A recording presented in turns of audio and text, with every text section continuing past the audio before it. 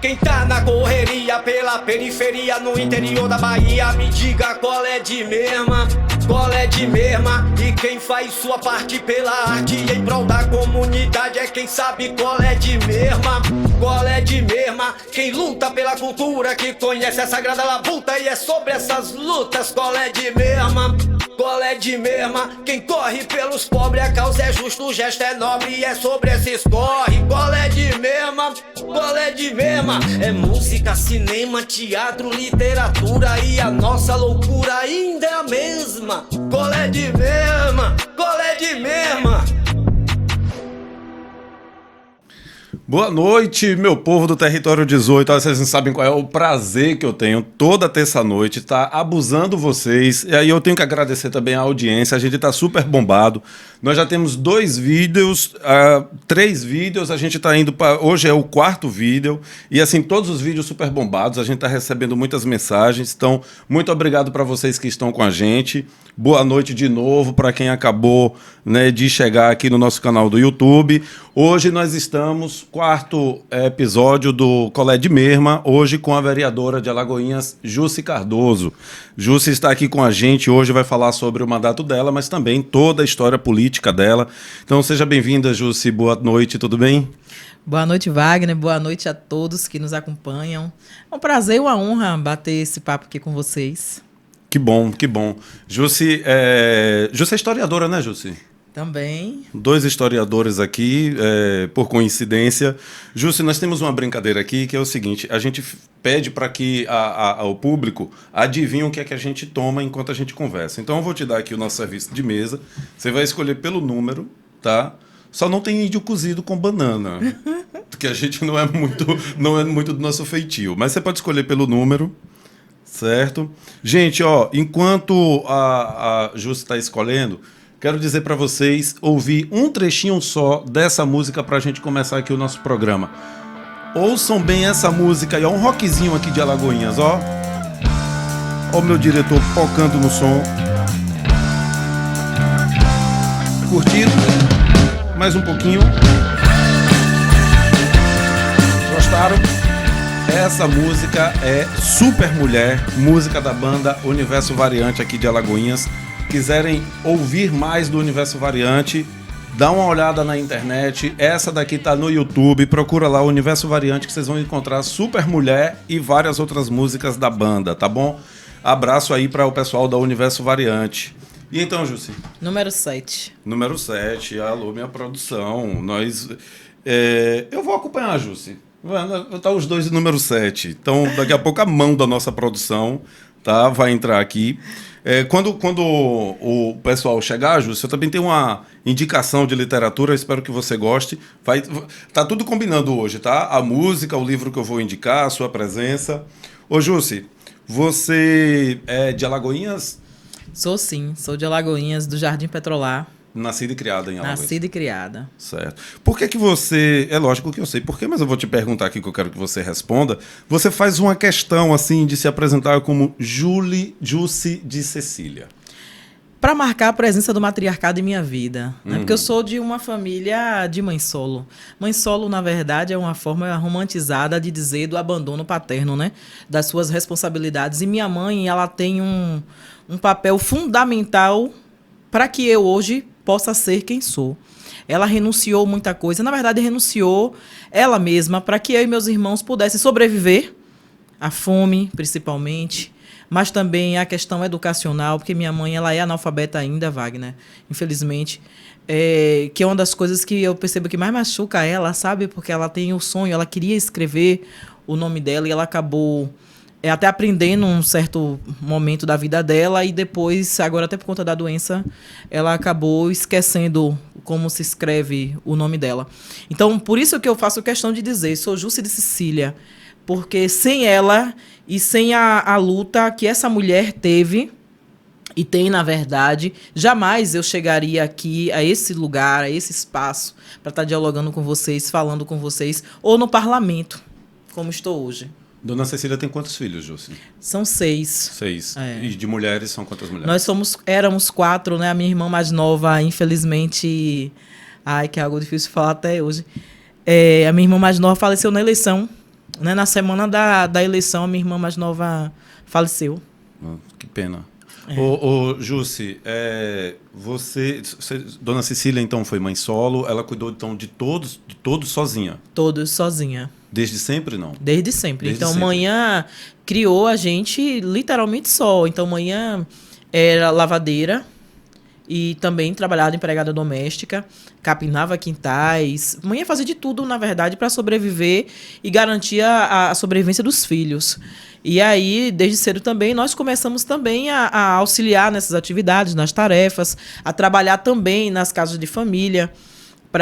Porque era um outro momento, né? Que não tinha um governo que pautasse a proteção social, como hoje tem políticas de proteção social. E então, manhã, ela fazia de tudo para manter a gente bem e vivos. Todos estudaram? Todos estudaram. Qual é a sua formação? Eu sei que você fez licenciatura em História, mas antes disso você passou por que escolas aqui na cidade? Eu, no Centro Social Urbano, eu comecei a estudar lá, no Centro Social Urbano, lá no bairro, lá no Petrolar, aos 4 anos de idade. Depois passei pelo Carlos Santana, pelo professor Carlos Santana, que também é lá no Petrolar. E aí já fui para o antigo Centro Integrado Luiz Navarro de Brito, que hoje é dividido ali em estadual e o Navarro. E aí fiquei até a minha formação. Nesse caso, a sua formação, a sua filha tem quantos anos? 21. 21 anos. 21 anos. Jussi, eu lembro, quando eu cheguei em Alagoinhas, e aí agora eu vou revelar aqui a nossa idade, pela idade de sua filha, a mão da produção está aqui para nos alegrar aqui com as canecas, a mão da produção. A mão da produção aqui ela é sempre precisa aqui. Valeu, mão da produção. A mão da produção também vai nos trazer o livro ali para a gente fazer a indicação, tá? A mão da produção aqui é sempre atenta, a postos. Ô, Ju, se você eu estava perguntando a respeito, assim, quando eu cheguei na UNEB para fazer o curso de História, a gente não é da mesma turma, você já estava adiantada no curso, mas a gente também não era da mesma turma no sentido da socialização. Mas uma cena que eu lembro era de você com sua filha. Isso. Não é? Você levava sua filha para a aula. Faculdade. Porque não tinha... Me conta isso. Porque quando eu passei no vestibular, primeiro que era algo extremamente... Porque eu fiz o curso técnico, né? No estadual eu fiz o curso técnico. Eu fiz o técnico em administração. Então foi na mudança do currículo. Ainda era o vestibular. Não tinha o Enem, obviamente. E eu passei, tinha prestado para a UFES e para a UNEB. E aí, nesse período, teve uma greve e eu fiquei grávida. E aí, quando fui chamada, Isabelle estava pequena. E minha mãe estava em São Paulo. Um período desse, minha mãe estava em São Paulo. E aí, eu não tinha outra opção. E aí, entre desistir do curso e levar minha filha, eu resolvi levar minha filha. Então, Isabelle fez o curso junto comigo. E aí, falar da solidariedade, né? E tem um professor que marca isso, que é o professor Gregório. Sim, eu conheço. E Gregório que tinha entre a gente aquela coisa de ser rígido, ser duro. Mas quantas vezes ele pegou Isabelle para ninar na sala, ou em provas dele, inclusive, que às vezes ficavam 3, 4 horários fazendo a prova. E ainda assim ele contribuía ali da forma dele. Os amigos, as amigas da sala também sempre ajudaram. E aí Isabelle ainda era uma criança de colo, eu precisava levar tudo para a faculdade na época, e a UNEB é muito fria à noite. E depois, quando eu saí, ela já estava, né, já maiorzinha, andando. Então, ela foi crescendo ali, naquele ambiente da UNEB. Eu trabalhava o dia todo, e aí passava em casa, pegava ela, ia para a UNEB, e aí chegava em casa sempre 11h40, meia-noite, porque os horários também eram diferentes, né, dos atuais. E, às vezes, como eu morava no Jardim Petrolar, ali na Rua da Brasil Gás, não tinha ônibus direto. Então, tinha que descer ali na Rua Democrata para pegar o ônibus na Juraci, e também ficava ali no posto Texaco. Então, imagina, eu levava a sacola, criança, porque eu tinha que levar comida, tudo, né? Além de livros. Mas foi um período que muitas vezes eu subia aquela ladeira ali da Democrata chorando, mas pensando no futuro, né? Que aquele sacrifício ali faria diferença na minha vida e na vida dela. E com certeza é isso. Eu acho que a educação foi a mola propulsora, assim, de me possibilitar outros caminhos. Por isso que eu acredito tanto na questão da educação. Você começou pelo Centro Social Urbano, o que já diferencia o início na educação, né? Ou seja, o Centro Social Urbano não é exatamente a escola tradicional, né? Eu acredito que não seja a mesma experiência, me parece. Na verdade, eu tenho poucas memórias desse período, sabe? Esse período me marcou mais, algumas memórias ruins que eu lembro, mas assim, do espaço do CSU, sem dúvidas, é um espaço que, na época, era tudo para a comunidade. Porque a água potável era ali, o chafariz tinha ali, então a gente pegava ali no CSU. Era a escola, era o espaço de lazer, espaço de formação, onde aconteciam as ações de saúde, tudo era ali o CSU. Então, são memórias afetivas importantes, mas, assim, na relação da escola, do aprendizado, marca também muita coisa do próprio racismo naquele período. Por exemplo, que você é criança, né? Então, assim, você não compreende ainda. E é impressionante como eu lembro disso, sabe? As festas da escola, que nunca você era rainha de nada. E como a criança vai validando tudo isso, né? Mas o CSU tem um espaço importante na minha vida, não só na minha, né? Mas toda a comunidade do Jardim Petrolar. Por isso, inclusive, que a gente tem lutado para resgatar aquele espaço e a manutenção dele como um equipamento público que promova desenvolvimento social na comunidade. E quando foi que você começou a se envolver com o movimento político? Como a gente... Porque eu não gosto muito de falar de política como se fosse algo separado, sabe, assim, da vida. Mas tradicionalmente, a gente se refere à política assim, né? Fulano é político. Aí eu vou fazer logo uma pergunta para você começar. Sua profissão é vereadora? De forma nenhuma. Existe isso? Eu acredito que não. Na verdade, eu acho que a ocupação institucional da política e aí assumir os mandatos representativos não deveria ser profissão para ninguém. Eu acho que um dos grandes problemas que nós temos na democracia, que tem causado essa crise da democracia representativa, é exatamente isso. Observe que no nosso país, algumas pessoas e algumas famílias tratam a política como se fossem capitanias hereditárias. Vai passando de pai para filho. Então, tem famílias que estão no poder há 200 anos. Eu sei. Há 100 anos. Aqui em nossa região, inclusive. Exatamente. Então vai passando de pai para filho, para mulher, para neto, para... Enfim. E é a manutenção de um estado de opressão daqueles que são minoritários de direitos, que estão à margem. Não dá oportunidade. Exatamente. Né? Então, hoje eu estou vereadora, mas eu não sou vereadora, não é uma profissão. Até porque eu penso o seguinte, Wagner, em relação à importância da alternância de poder. Falo até olhando para lá. Ou a gente pensa... Como é que... Inclusive, o campo que eu milito. Que aí eu sou uma pessoa não muito grata por alguns. Porque é o que eu penso, sabe? Eu continuo sendo mulher e mulher negra. E nós precisamos repensar nossas práticas. Inclusive, alternância de poder. Precisamos pautar alternância. Não dá para liderança, as chamadas lideranças, elas serem somente... requeridas nos momentos eleitorais para eleger alguém. Que esses alguém são sempre as mesmas pessoas. Não é possível que estas pessoas apenas tenham as ideias para melhorar a sociedade, para resolver as assimetrias, as desigualdades que estão colocadas. Entende? Então, hoje eu penso o mandato, por isso que lá na parede do gabinete já traz isso. Jússi de Cecília, a primeira de muitos e muitas. Sim. Porque na própria frase já trago o que eu acredito da alternância, que é que o mandato sirva de instrumento para dar visibilidade a outras pessoas, a outras possibilidades de ocupação nos espaços de poder. Porque a gente fica, muitas vezes, na autofagia, discutindo entre a gente a exceção. E aí, aqui, por exemplo, em Alagoinhas, nós somos 17 vereadores. E, historicamente, sempre houve uma ocupação do campo que eu milito, que é a esquerda, de 3 cadeiras, 2 cadeiras, e fica ali variando nesse... Nós somos 17, por que a gente não pensa em ampliar a participação? Sim.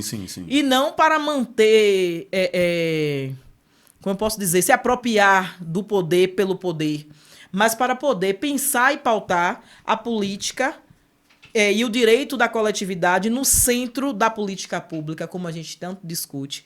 Porque a exceção, você consegue até trazer pautas importantes, mas não é o suficiente você sendo exceção. É preciso garantir correlação de forças nesse espaço institucional de poder. E hoje nós não temos. Eu deixei você falar, mas eu quero retomar aqui outra coisa que eu tinha falado, que é a questão da sua iniciação nessa vida pública, né, de militância. Quando é que isso começa em sua vida? Na verdade, foi um processo meio que natural e de resgate meu. Como eu disse, e aí a gente aprendeu a não contar nossas histórias, porque sempre tem alguém questionando e dizendo que é vitimismo ou que você está querendo trazer o discurso para um campo pessoal. Não, a minha história é a minha história. Inclusive, não é a que eu gostaria de contar, mas é a minha história. E aí ninguém vai negar e nem vai me proibir de dizer e falar. Claro. Até porque eu penso que é importante olhar o passado para que não se reproduza em relação a tudo que vivenciei de não proteção estatal, eu e minha família, né? E o que isso faz, e está no campo da política resolver, sim, da política institucional. E aí, eu sempre fui uma criança meio levada, né? Então, eu sempre contrariei as regras. E minha mãe, ela era, assim, muito rígida.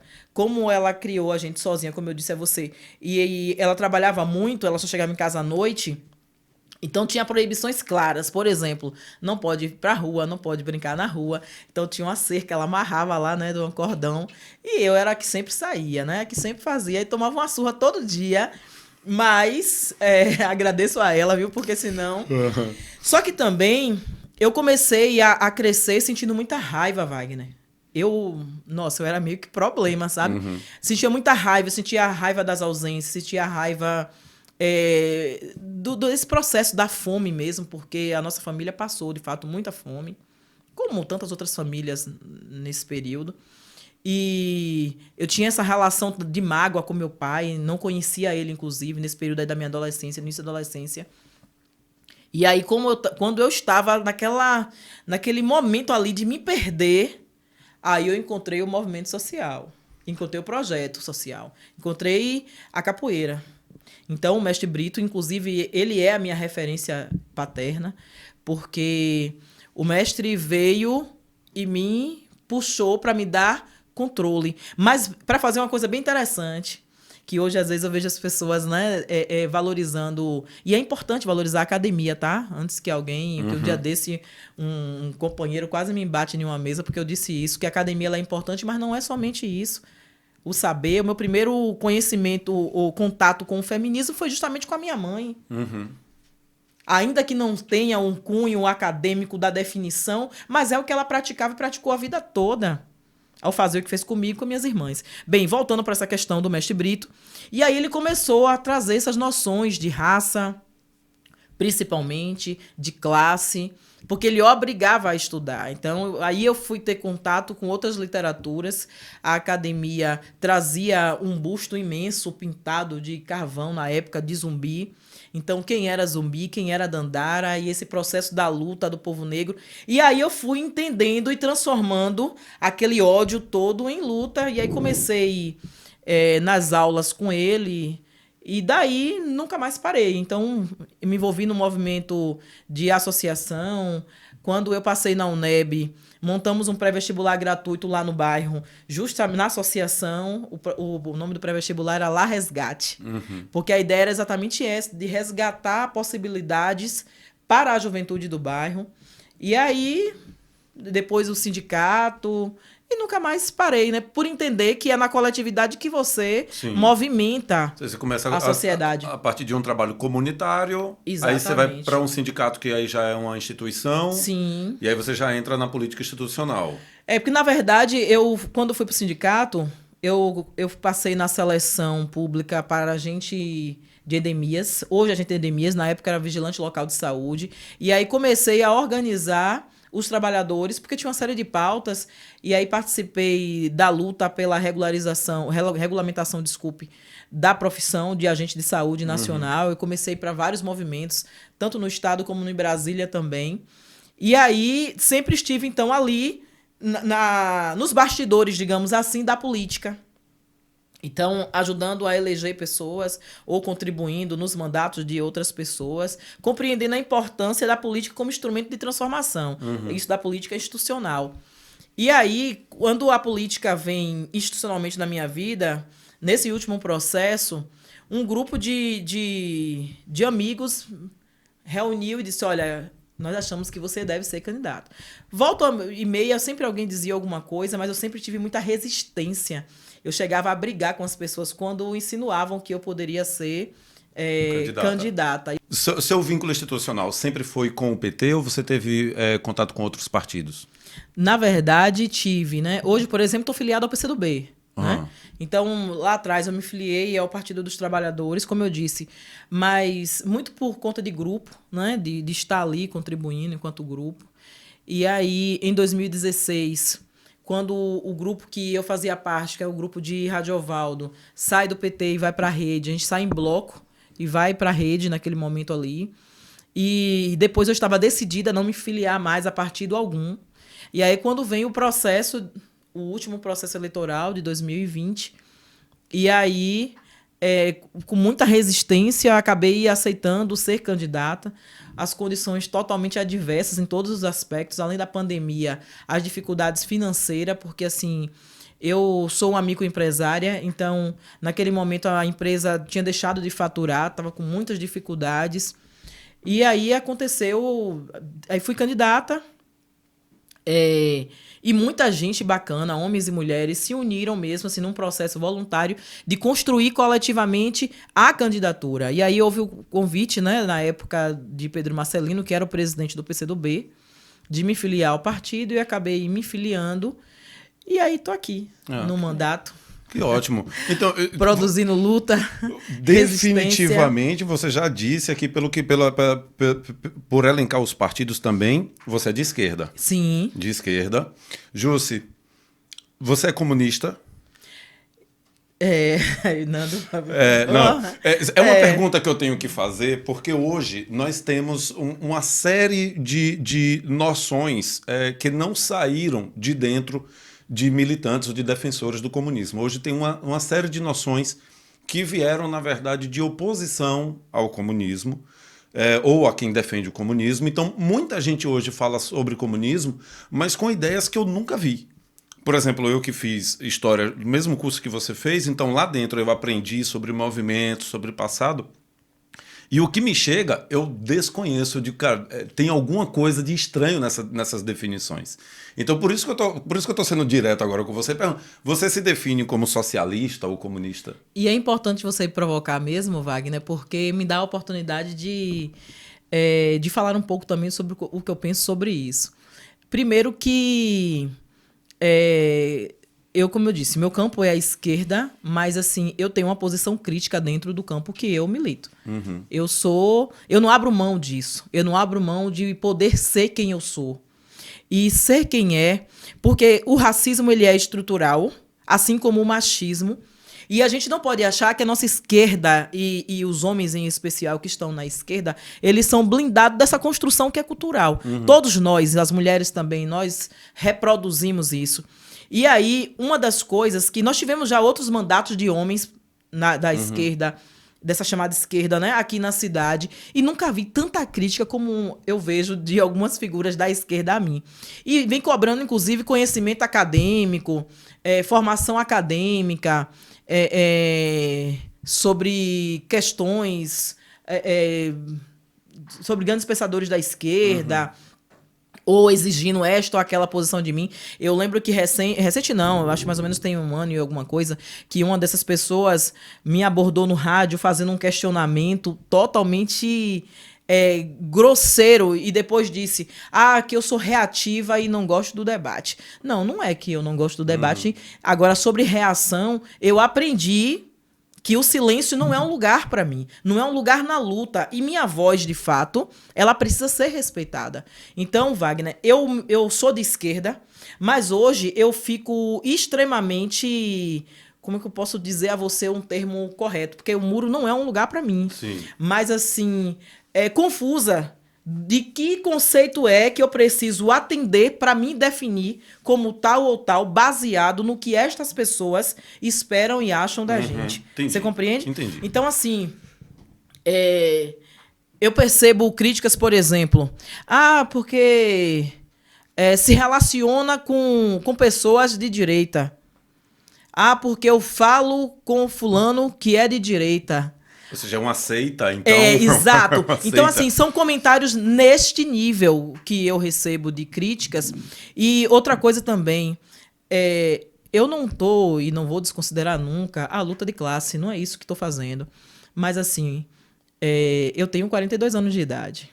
Eu sei o que é ser mulher e ser mulher preta. Uhum. Então, para mim, qualquer tipo de debate que não paute a interseccionalidade de raça, de gênero e de classe, não me atende.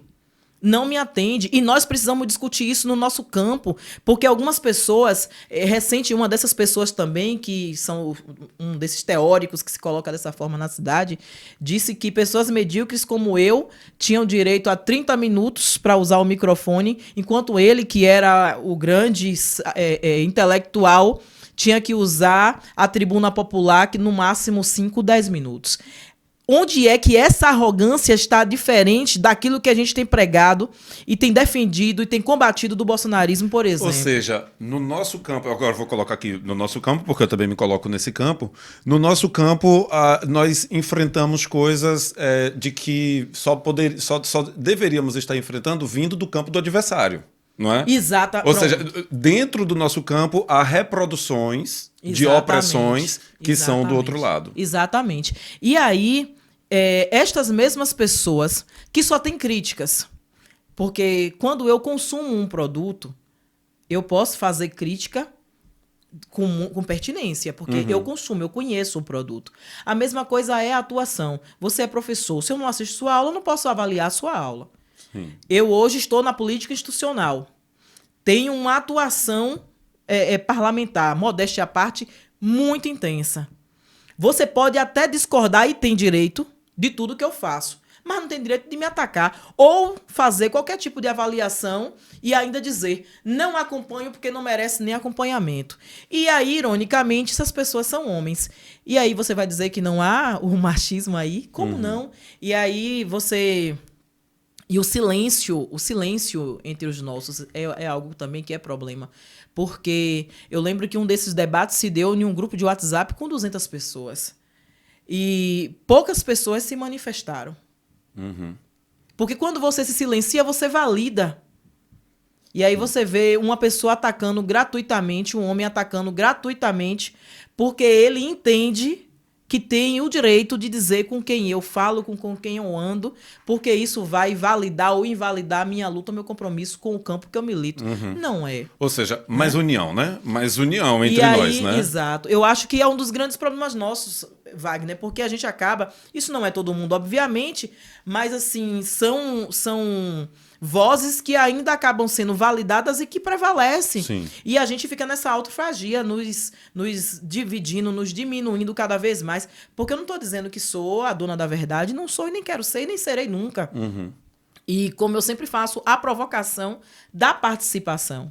Só que essas pessoas querem avaliar ou querem apenas me usar como forma de desafogar as frustrações que são pessoais. Sim. Não fui eu que disse que essas pessoas não poderiam ser eleitas.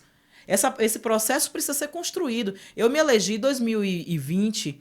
Isso não quer dizer que serei candidata em 2024 e sendo candidata que serei novamente reeleita, porque é a vontade popular, a gente não defende a democracia.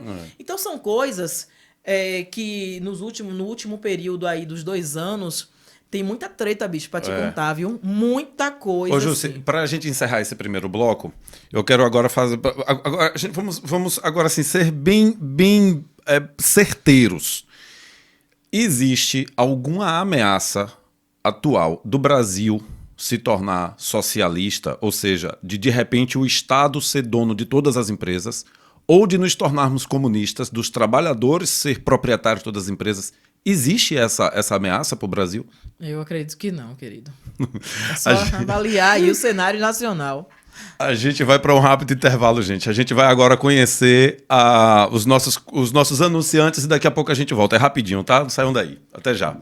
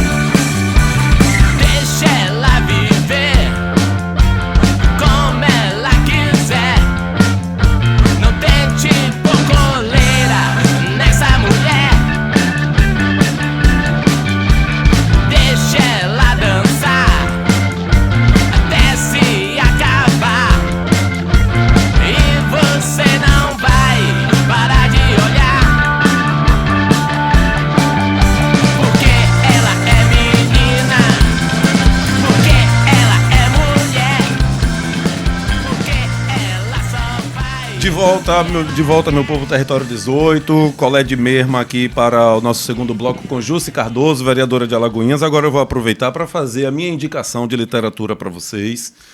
Hoje está tudo temático, né?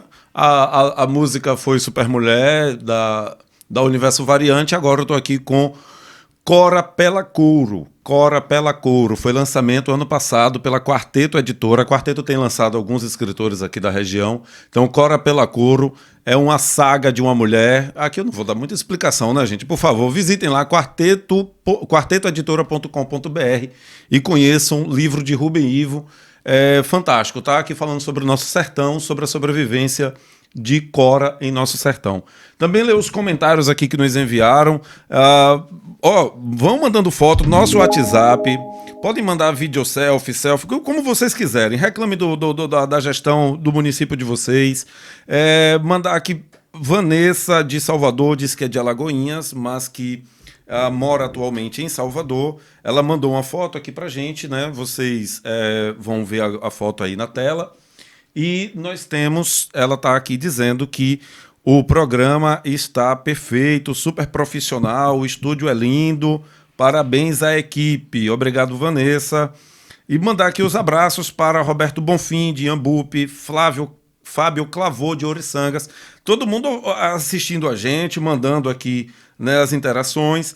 Banda Nectar Brasil, alô Tonho Cerqueira e Ademir. Isso é lá no distrito do Diogo, tá, gente? Quem for lá na praia da Vila do Santo Antônio, nosso litoral. Vamos lembrar que o litoral de Mata de São João é território 18, viu? Quem mais aqui mandou abraço pra gente? Valdinei, da Reserva Sapiranga, também de lá. E nosso amigo Lucas Lusca, do Estúdio Jimbo. Abraço, Lucas. Ô, Jussi, nós já adiantamos bastante coisa aqui sobre a sua iniciação, né, nessa coisa da política. Me diz assim, para você, qual é a sua grande referência na sua vida, na sua biografia, na sua trajetória? Você citou mestre Bento da Capoeira, Brito.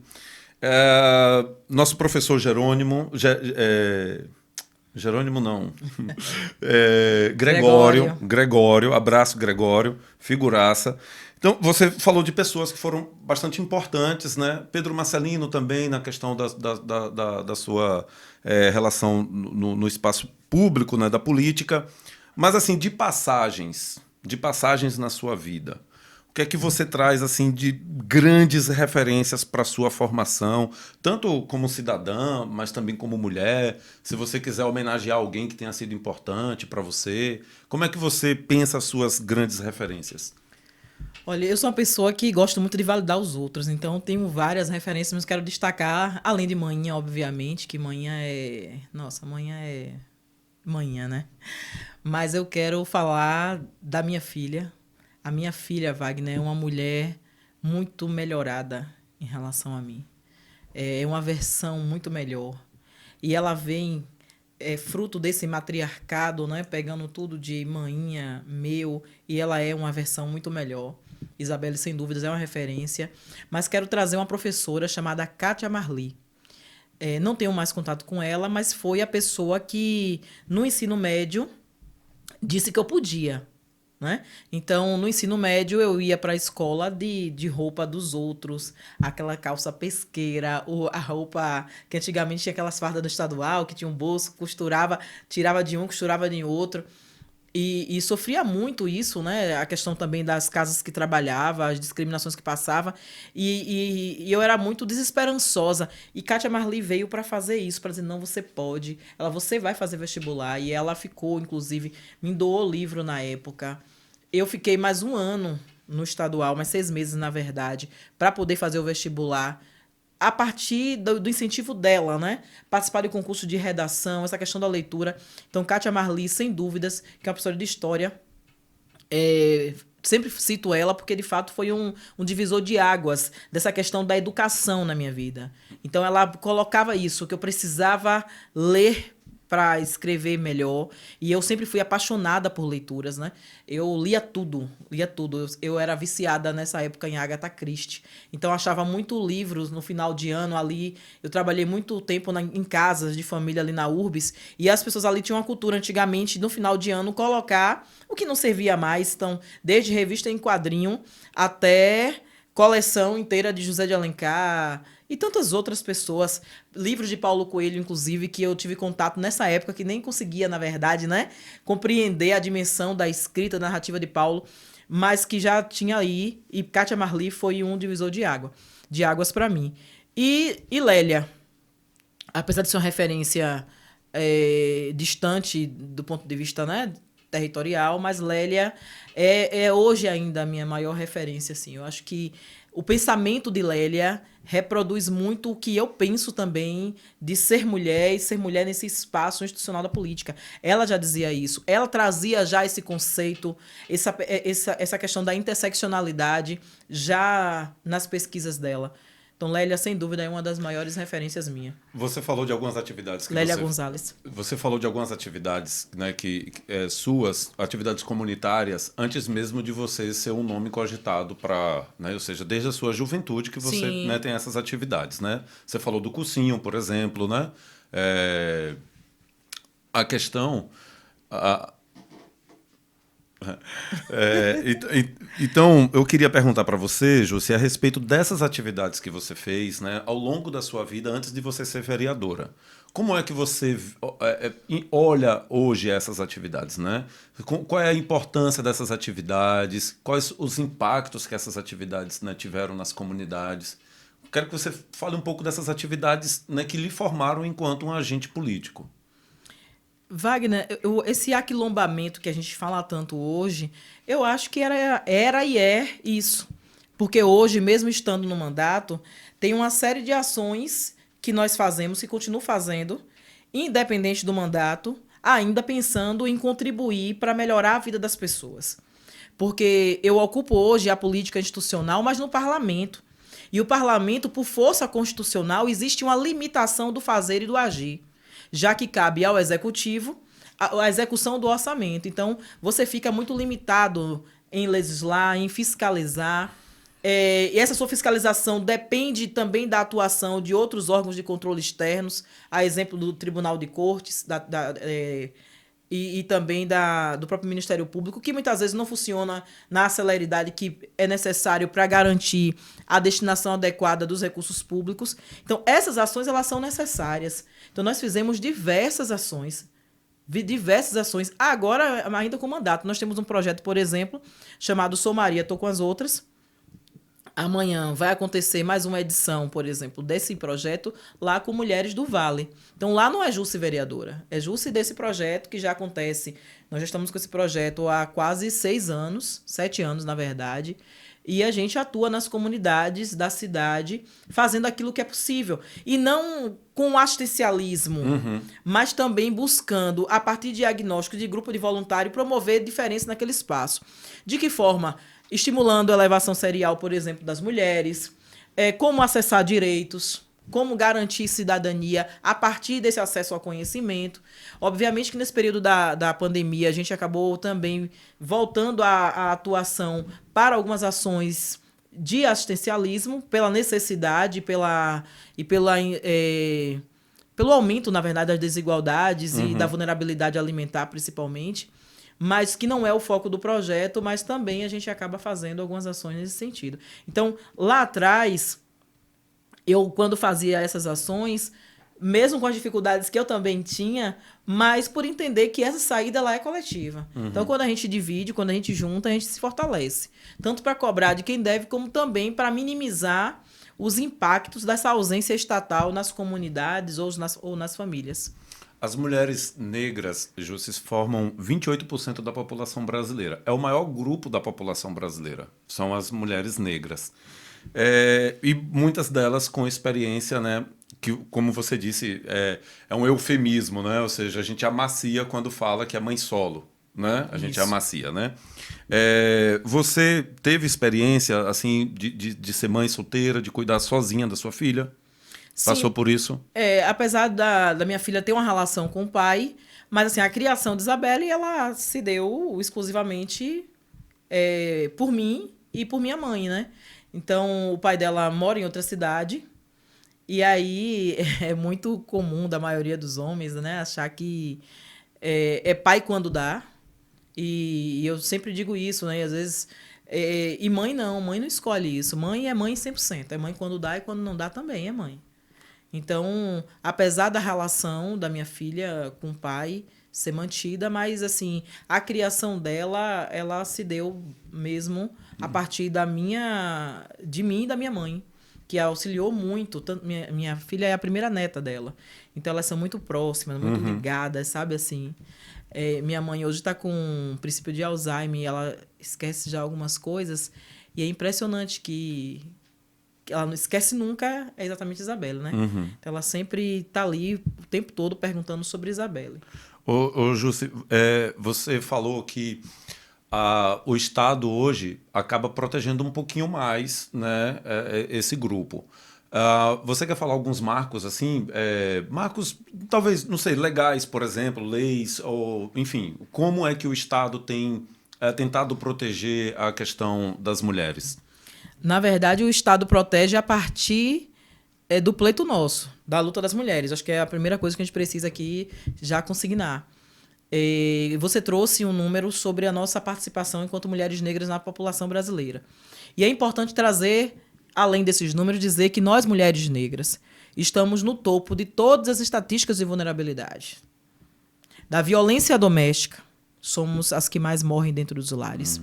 Da violência obstétrica, das mulheres que estão em famílias monoparentais, das mulheres que estão em condições insalubres de moradia, a maioria absoluta, ou seja, todas as estatísticas negativas, infelizmente, acabam sendo majoritariamente nesse grupo de mulheres.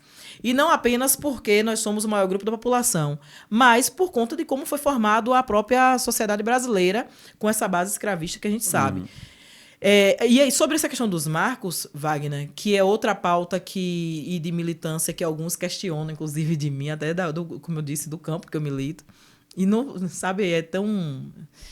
em 32, quando as mulheres conquistam o direito ao voto, apesar do voto ter sido ratificado apenas na Constituição de 34, é um marco na luta das mulheres, mas é o início de uma grande batalha, inclusive pela ocupação desses espaços da política e de poder, entendendo que ali é aquele espaço que garantia a cidadania. Em 1916, o Código Civil trazia essa ideia da incapacidade da mulher. Então, a mulher ela era considerada similar aos indígenas, que eram considerados incapazes naquela época, e também aos loucos, como esse é o texto como está no texto da lei naquela época. Então, a mulher saía do jugo do pai para o jugo do marido. Ela não tinha capacidade jurídica. Então, a mulher precisava... Até isso só foi superado em 62 com o Estatuto da Mulher Casada. Imagine. Então, a mulher precisava de autorização para tudo, porque era vista apenas como aquela que vivia para o lar. Mas nós estamos falando aí da mulher branca. Sim. Porque a mulher negra, ela chega no nosso país, no processo de colonização, na condição de coisa, de escrava. E aí, as ordenações filipinas, que foram as legislações que vigoraram e que influenciaram o ordenamento jurídico brasileiro, permitiam, em seus textos, todo tipo de atrocidade em relação às mulheres. Vou mais uma vez dizer, naquele momento ali, as mulheres eram vistas apenas, as mulheres negras apenas como objeto. No processo do sufrágio, na luta pelo sufrágio, apesar da participação das mulheres negras, é preciso lembrar que ali, depois da escravidão, do processo inacabado, né, na verdade, da libertação dos escravos, as mulheres começam a ver formas de sobreviver, as mulheres negras, e vão para a informalidade, tendo toda a sua prática criminalizada pelo Estado brasileiro. As mulheres continuam o seu processo de organização pós o sufrágio, mas somente na década de 70 é que o movimento de mulheres negras consegue trazer as suas pautas para dentro do movimento de mulheres. Sim. E aí, às vezes, eu vejo algumas pessoas dizendo: mas não dá para fazer essa divisão. É preciso fazer, porque todas nós, mulheres, sofremos com esse machismo que é estrutural, que ainda pensa e trata as mulheres como se fossem hipossuficientes e naturaliza algumas práticas, inclusive de violência contra nós. É verdadeiro que todas nós sofremos isso, e aí, ironicamente, democrático, porque a violência atinge a todas, não importa a classe social, não importa se a mulher é jovem ou se ela é idosa, acaba ainda essa cultura de violência atingindo essas mulheres, mas não dava mais para continuar negando a dupla opressão que a mulher negra vivia. Sim. Que o racismo trazia, inclusive dos espaços de vulnerabilidade que essas mulheres estavam. Então, na década de 70 também, que começa a discutir essa questão do enfrentamento à violência doméstica e familiar como uma questão de Estado. E aí vou pular um pouquinho para os anos 80, quando as mulheres brasileiras começam a se organizar para a Constituinte. Se organizam com a Carta das Mulheres Brasileiras, porque o Conselho, inclusive a Constituição, que fez, né, aniversário na semana passada, a Constituição Cidadã, ela é um marco, é o maior movimento antes de 2018, o movimento político das mulheres na última eleição presidencial. Esse processo da mobilização das mulheres para garantir direitos na Constituição era o maior, porque conseguiu reunir diversas mulheres e ampliar a participação das mulheres no parlamento. Então, saímos, na década de 70, de 2 mulheres para as 26 deputadas constituintes que fizeram e promoveram o lobby do batom, que garantiu que a Carta das Mulheres Brasileiras aos constituintes fosse agregado ao texto constitucional 80% daquilo que estava naquele documento. Então, falar sobre esses marcos e sobre a nossa vida hoje, Wagner, e a manutenção disso, porque você falou sobre a questão da proteção, né? Na época que eu era criança, não tinham políticas públicas, principalmente de proteção social, que existe hoje. Algumas dessas políticas que foram criadas, infelizmente, foram desestruturadas nesse último governo. Nesse governo que está vigente, na verdade. Uhum. Então, várias políticas públicas de proteção social foram atacadas. Várias. Seja na saúde, seja na proteção dos direitos sociais. E nós precisamos nos manter vigilantes em relação a isso. Em especial as mulheres. Não adianta ter Maria da Penha, Bolsa Família, se você também não tem participação e não tem uma fiscalização dessa proteção. Tem que ser contínua e cotidiana. Porque eu vou ler alguns dados aqui, Jussi, para entrar nessa questão da violência doméstica. Você tinha colocado na sua fala. Nós tivemos em 2020 quase 700 mil ligações para o 190 de reclamação de violência doméstica. 700 mil. Dá uma ligação por minuto. É uma ligação por minuto no Brasil sobre violência doméstica. 1.319 mulheres foram vítimas de feminicídio no último ano, 2021. Apesar de que teve um decréscimo de quase 2,5%, mas é insignificante pelo número. Colocando aí,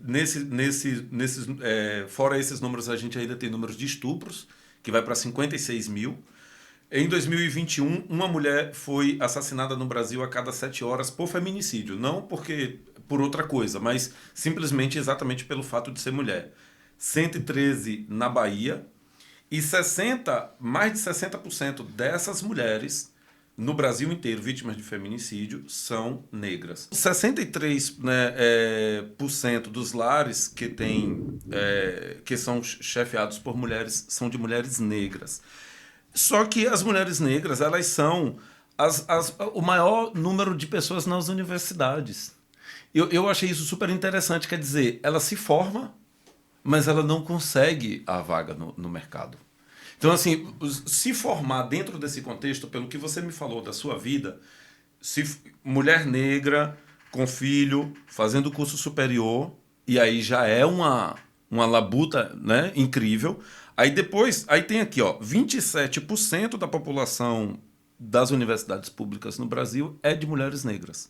Aí depois nós temos 25% homens brancos, 25% mulheres brancas, e o último grupo dentro das universidades são os homens negros. Tá?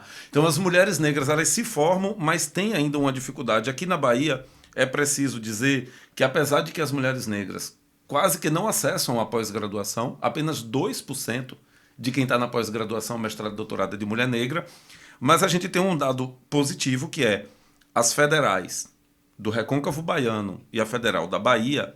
A do Recôncavo tem 83% de estudantes negros. E a UFBA hoje está com 75% de estudantes negros. Como é que você vê essa situação? Não só a gente está falando da questão política, mas aí que envolve a questão da educação, envolve a questão do emprego, né? Você mesma é microempresária, como você disse, né? Então, como é que você vê essa situação? Porque me parece que quanto mais independência financeira, tem trabalho e tal, me parece que a vulnerabilidade é menor, inclusive para a própria violência doméstica. Olha, Wagner, você trouxe várias coisas. Deixa eu fazer alguns comentários que eu acho bem importante. Inclusive em relação a essa questão de quais são os cursos que essas mulheres ocupam ou fazem na universidade. Na maioria das vezes, as mulheres optam pelos cursos noturnos, que não há uma boa oferta, porque elas não podem se dar o luxo de apenas estudar. Acabam tendo que trabalhar e estudar. Então, o mercado ele acaba sendo também muito seletivo. Se você for, com certeza, estratificar aí pelos cursos, nós estamos mais nos cursos ligados à assistência ou cursos ligados à própria área de educação. E aqui não estou dizendo que não são importantes, mas também que, obviamente, acaba limitando a atuação e entrar no mercado de trabalho. Mas eu quero voltar ainda para a questão da violência que você trouxe os dados aí. Wagner, e aí não tem como fazer dois debates.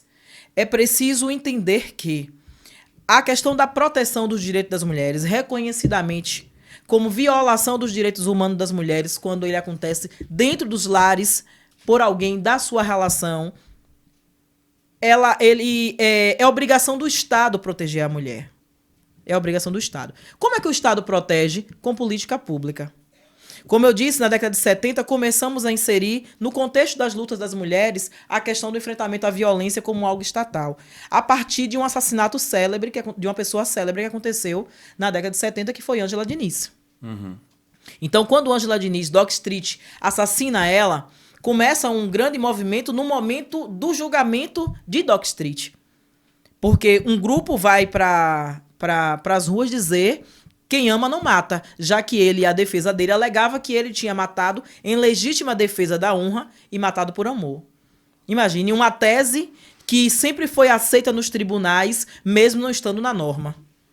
Uhum. E hoje, mesmo proibido, com a outra roupagem, no júri de feminicídio, é só você ir lá que você vai ver a presença da desqualificação das mulheres nas defesas dos feminicidas. Apesar da lei do feminicídio ser de 2015, isso já é notório desde os tempos remotos. Então, no Brasil, como eu disse, veio também muito da permissão da legislação originária da ordenação filipina, mas se naturalizava o espancamento das mulheres, a morte de mulheres dentro dos lares, como se fosse uma questão de briga de marido e mulher e ninguém metia a colher. Apesar dos avanços, e a Lei Maria da Penha é um avanço muito grande, porque é importante dizer que o Estado brasileiro não escolheu criar uma legislação para proteger as mulheres. O Estado brasileiro foi condenado pela Corte Interamericana de Direitos a elaborar uma legislação que protegesse as mulheres brasileiras. Isso é importante dizer. Então, a partir do julgamento do caso de Maria da Penha, na condenação em 2001, o Brasil ele é condenado, dentre outras questões ligadas à condenação, diz que teria que ter uma legislação própria, e aí vem a Lei 11.340 de 2006, que é a Lei Maria da Penha, mas nós estamos em 2022. Vou pegar aqui só o estado da Bahia e dados rápidos para falar, contrapor o que você traz daquilo que não funciona no estado, por diversos motivos, dentre eles a misoginia institucional. A lei diz claramente, primeiro, que traz para o bojo do entendimento do que é violência, outras violências que eram ignoradas, além da violência física, que antes era vista como um crime de menor potencial ofensivo, é também trazido para esse contexto as violências outras, como a violência psicológica, a própria violência sexual, ainda que no âmbito do relacionamento ali formal daquela mulher. E diz que as mulheres o Estado precisaria garantir às mulheres acesso a instituições que tanto prevenisse, como também garantisse proteção no momento que essa mulher fosse violentada e o pós-violência. Para isso acontecer, as DEANs, por exemplo. A primeira DEAN foi fundada em São Paulo em 1985, fruto desse movimento que eu coloquei lá atrás, que originou no movimento das Constituintes. Mas aí, depois da lei, da lei em 2006, ela foi remodelado o papel da DEAN e voltado exclusivamente para a proteção das mulheres nesse processo de violência doméstica familiar. A Bahia, nós somos 417. Sabe quantas delegacias tem? 15. Nossa. 2 delas são em Salvador. Então, eu estou te dizendo que nós só temos 14 municípios contemplados. De 417. Aí diz lá que o acesso da justiça precisa ser facilitado para que o processo, para que não se passe a ideia de não punição quando a agressão acontece. Para isso precisa dar celeridade ao acesso à justiça. Então foi-se criada varas especializadas de violência doméstica familiar. Como eu disse, nós somos 417. Sabe quantas varas nós temos na Bahia? 8. A 8ª é aqui em Alagoinhas e é cumulativa. Pega várias... Não, porque outros crimes também. Então não é exclusivo de violência doméstica familiar. Aí nós temos a questão do acompanhamento da medida protetiva, que desde 2018, inclusive, é um tipo penal. Nós temos 407 municípios, temos apenas 14 com ronda. Instrumento que pense política para as mulheres. Apenas 28 municípios baianos têm na sua estrutura da organização administrativa algum órgão que trate de política para as mulheres. Abandono. E com isso, casas de acolhimento, nós só temos 3 na Bahia inteira. E tem mulheres que precisam estar nessa casa de acolhimento para não morrer. Algumas delas precisam sair para ir para outros estados para garantir a vida. E por que eu estou colocando isso, Wagner? Porque esses dados que você coloca e que são reais, o nosso estado é um dos estados, inclusive, mais violento com as mulheres do nosso país. O Brasil hoje é o 5º. Em um número de 90 países, o Brasil é o 5º que mais mata mulheres dentro dos lares. Alagoinhas é uma das cidades mais violentas com as mulheres do nosso estado. Para você ver, a vara, como eu disse aqui, é cumulativa, ou seja, julga outros crimes, como roubo, tráfico, mas predominantemente são o número de processos são de violência doméstica. Isso é também no MP, isso é na DEAN, isso é na delegacia comum e é também na Polícia Militar. Mas o que é que nós temos de política pública que enfrente isso? Porque a gente continua estimulando, e é importante dizer que apesar de a gente ter uma rede aqui que funciona, mas não é o suficiente, porque não há como ter esse número tão elevado de violências se não tivesse a conveniência e o silêncio da sociedade. Então, se é cultural esse processo de violência contra as mulheres, nós precisamos enfrentar na perspectiva da educação, porque é dessa forma, é nesse espaço que se constrói e desconstrói cultura. Pode concluir. E aí, quando você traz a questão da econômica, é importante, Wagner, trazer 2 questões que, para mim, são cruciais. Primeiro, essa questão do enfrentamento à violência, a questão da educação.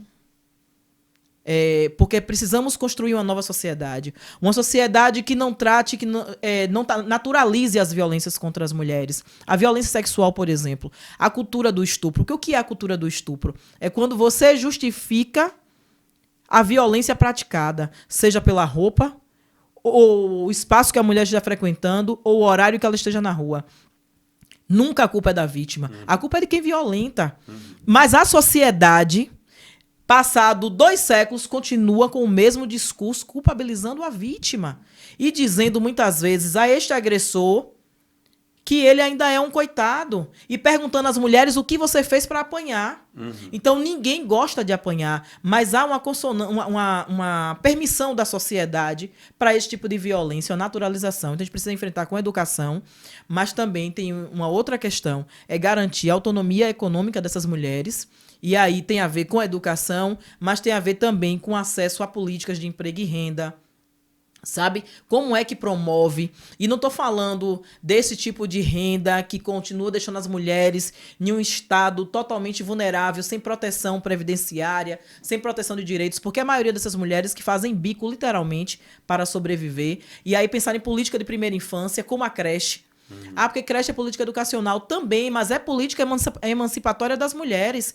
Porque como é que uma mulher, considerando o número que você mesmo trouxe de monoparentalidade no nosso estado, que é o estado com maior índice no nosso país, como é que essa mulher sai e deixa os filhos em casa para trabalhar? E quando e quando ela adoece, quem é que mantém a casa? Não tem quem mantenha, porque ela está na informalidade. Porque a maioria dessas mulheres, como você falou, são mulheres negras e que trabalham nessa informalidade. E, por fim, a questão psicológica. Eu não tenho dúvida, Wagner. Não tenho dúvidas. Doutora Valesca Zanello, que é alguém até que eu oriento a seguirem, pesquisarem, consumirem, ela faz essa relação de violência e gênero. E saúde mental, aliás, desculpe, e gênero. E isso é muito importante, porque esse processo social que cobra das mulheres, esse papel exigido das mulheres, de que a mulher que dá certo é a mulher que casa, é a mulher que tem filhos, é a mulher que atende o estereótipo, um padrão de beleza. Isso tem adoecido mulheres e deixado as mulheres mais favoráveis a esse ambiente de violência e de relacionamento tóxicos e abusivos. Eu não tenho dúvida disso. E a gente acaba não tendo acesso a um serviço que trate, que dê condição para essa mulher que busque autonomia emocional. Porque os CAPs, que é onde as mulheres acabam sendo direcionadas, é tratado como a causa, ou é tratado a doença, mas não a causa. Porque, como eu disse, os organismos que tratam especificamente as mulheres que estão adoecidas a partir da identificação do relacionamento que violenta elas são os CRANs. Alagoinhas, por exemplo, tem uma unidade, mas no estado nós temos quantas unidades? Dá para atender quantas mulheres? Aí nós temos 16 unidades para atender quantas mulheres? Você pode dizer o que significa a sigla, Jussi? CRAN é o Centro de Referência de Atendimento às Mulheres Vítimas de Violência, que é parte desse pacote ainda da criação da Política Nacional de enfrentamento à violência contra as mulheres, logo após essa condenação do Brasil pela Organização Interamericana de Direitos. Você representa, Jussi, 2 pautas que não são muito novas na esquerda: mulher e raça, né? Gênero e raça. A luta da esquerda, a história da luta da esquerda, né, dos partidos comunistas, dos sindicatos, das associações dos trabalhadores, foi sempre pautado, muito centrado na defesa do trabalhador, dos direitos do trabalhador, né, da condição de trabalho e de vida do trabalhador. E aí sempre trabalhador, né, assim, isso não era aberto à discussão sobre o que é, né, quem é esse trabalhador. Como é que você se vê como mulher negra de esquerda aqui no Brasil? Como é que é a questão racial e de gênero nos nossos partidos de esquerda? Olha, primeiro eu gostaria até de fazer um recorte sobre essa questão sobre os direitos dos trabalhadores, que eu acho que é uma pauta assim, bem importante. A gente tem buscado voltar o mandato muito para estar à disposição, principalmente aquilo que é nosso objeto legal, digamos assim, de trabalho, que são os servidores diretos e indiretos da prefeitura. Então, todos os movimentos, todos, estávamos antes de ter mandato e hoje com mandato. Então, todo tipo de luta encampado pelos trabalhadores, nós estamos sempre lá buscando auxiliar ou somar na luta de diversas formas. Eu me vejo, Wagner, ainda, como eu disse, eu acho que o nosso campo precisa repensar, sabe? Porque nós somos muito poucas ainda nesses espaços e percebo que mulheres, em especial mulheres que têm posições, que colocam essas posições, acabam desagradando muito em muitos espaços nossos mesmo, né? E então ser mulher e mulher negra, até quando você diz isso, algumas pessoas se sentem incomodadas, como se eu pudesse negar a minha cor retinta que tenho. Como é que eu vou dizer? Não, eu vou dizer o quê? Que eu sou o quê? Eu sou a Semineto? Eu estava pensando exatamente Entende? nele. Então, assim, eu sou isso, e eu acho que a gente precisa aprender a legitimar, mas existe uma galera mesmo que se acha dona do pensamento, dona da verdade, e eu acho que nós também perdemos essa conexão. Porque eu acho, Wagner, não é possível representar sem ouvir. É o que eu penso. Por isso eu falo da alternância de poder. Uhum. Mas se eu quero, de alguma forma, fazer qualquer tipo de trabalho com você, seja você, Wagner, individualmente, ou a gente pensar isso numa coletividade maior, eu preciso estar minimamente aberto a lhe escutar. Sim. Como é que eu julgo tudo que você diz e fala? Como é que eu desvalorizo ou neutralizo tudo que você diz e fala? Não é possível. Assim como não é possível, então, ter essa interlocução com as pessoas. Porque não tem sentido a gente falar da política institucional se a gente não consegue dialogar e ouvir as pessoas. Certo. Nós temos, apenas no Congresso, nós temos 161 deputadas. Tá? Não dessa eleição agora, né? Mas que contando os mandatos da eleição passada de 2018. No Congresso, nós temos apenas 2% de mulheres negras. Mulher é pouco no Congresso. Mulher realmente é pouco no Congresso. Mulher negra, menos ainda. Neste ano, os partidos de esquerda e centro-esquerda são os que mais investiram em candidaturas de mulheres. Tá? 36% do percentual de candidaturas são candidaturas femininas. Os partidos que mais têm são Unidade Popular, PCdoB, PSTU, PSOL, PT, PCB e PV. O Unidade Popular que se destacou porque esse ano ele lançou dos candidatos, 69% são de mulheres. Agora eu vou ler aqui uma nota do Partido dos Trabalhadores que diz o seguinte: o MDB, agora sobre vereadoras, o MDB lidera o número de vereadoras com 1.265 eleitas em 2000.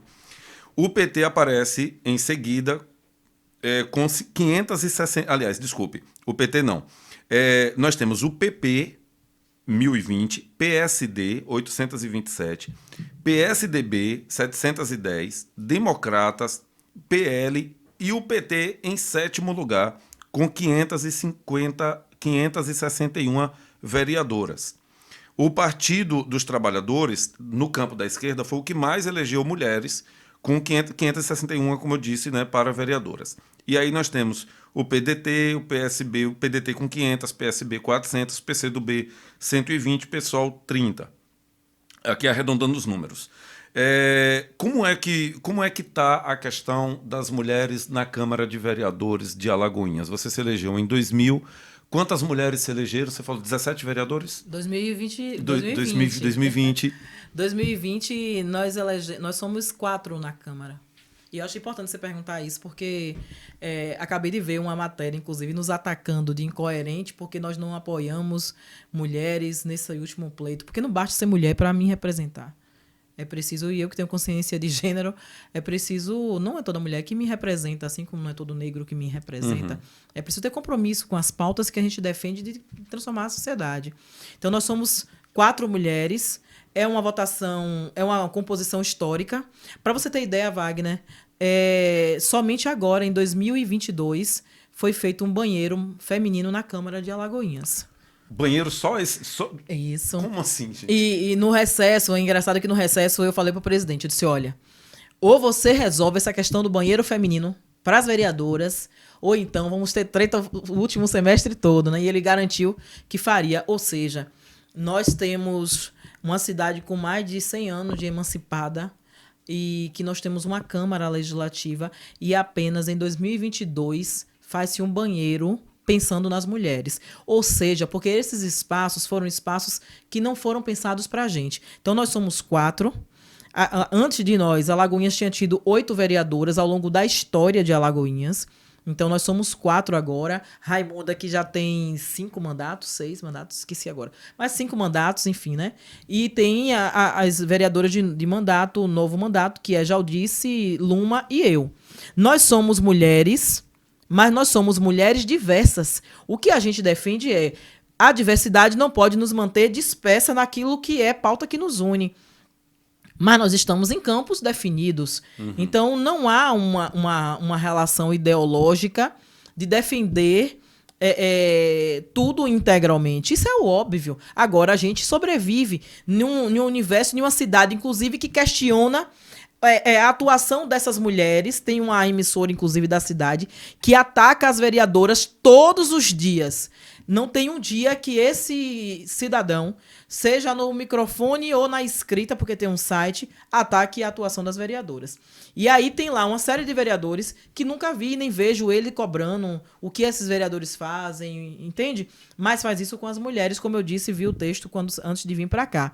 E aí, Wagner, a nível de Brasil, como você coloca, observe a nossa participação. E aí nós da esquerda precisamos fazer uma leitura sobre a alternância de poder. Eu não tenho dúvidas que é formação também que passa por essa baixa representação e ocupação nossa. Porque além de financiamento das campanhas, porque as mulheres acabam não tendo, apesar da legislação, o mesmo acesso que os homens têm, mas também construção mesmo, enquanto lideranças. Porque se você perguntar aqui quem são as lideranças políticas de Alagoinhas de direita, você vai considerar de direita, né? Você vai dizer aí o nome de algumas mulheres, de alguns homens, mas assim, dificilmente você vai lembrar o nome de uma mulher. Né? Talvez agora a deputada eleita, né? Que apesar de estar no campo, enfim, né? Mas a gente sabe muito bem quais são as relações, que é uma relação de direita. Mas se a gente pergunta quem são as lideranças dos homens de esquerda da cidade, você também naturalmente vai falar o nome de homens. Por quê? E isso precisa incomodar os homens. Por que que só fala o nome de homens? Por que que constrói o nome dos homens para ser os vereadores, os deputados, os senadores? Por que os nomes das mulheres não são construídos? Por que não existe uma mulher candidata a prefeita da esquerda? E não estou falando aqui do meu nome não, tá? Porque já teve muita treta, o pessoal fica achando que eu quero ser candidata, quero não. Mas assim, mas não é estranho que não tenha tido ninguém, que não tenha tido nenhuma de nós? Aí você vai me dizer que as mulheres estiveram, ao longo de todos esses anos, construindo candidaturas de homens, mas nunca estiveram, em nenhum momento da história, aptas para estar também representando? Na verdade, é a disputa, o poder mesmo sendo disputado e as mulheres acabam ficando para trás.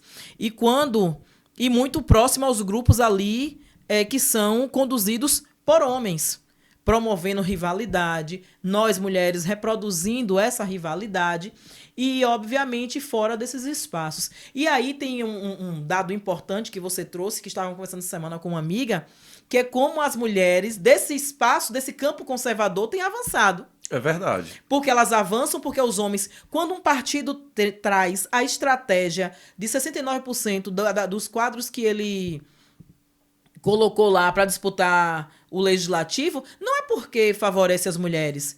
É porque eles querem pongar... Tá na moda. Nessa lógica... Tá na moda colocar candidatura de mulheres. Da ênfase do debate de gênero que está muito vivo, muito forte, muito presente na sociedade, para, a partir disso, se apropriar desses espaços mandatários. Agora, esses mandatos estão a serviço de quem?